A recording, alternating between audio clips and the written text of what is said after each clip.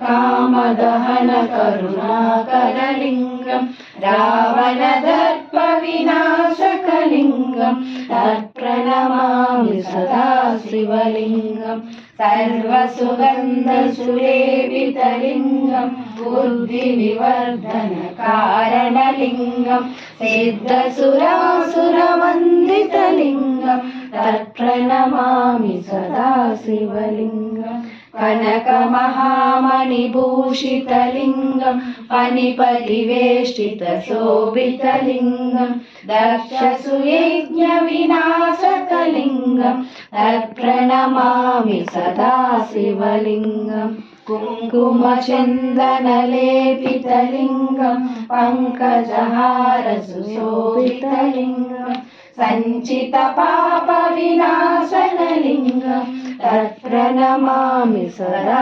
शिवलिङ्गं देवगणाचितसेवितलिङ्गं भावैर्भक्तिविवेचलिङ्गं दिनकरकोटिप्रभाकरलिङ्गं तत्प्रणमामि सदा शिवलिङ्गम् अष्टदलोपरिवेष्टितलिङ्गं सर्वसमुद्भवकारणलिङ्गम् अष्टदरिद्रविनाशकलिङ्गं तत्प्रणमामि सदा शिवलिङ्गं सुरगुरुसुरवरपूजितलिङ्गं सुरवरपुष्पसदार्चितलिङ्गं परमपदं परमात्मकलिङ्गं तत्प्रणमामि सदा शिवलिङ्गं लिङ्गाष्टकमिदं पुण्यं यः पठेत् शिवसन्निधौ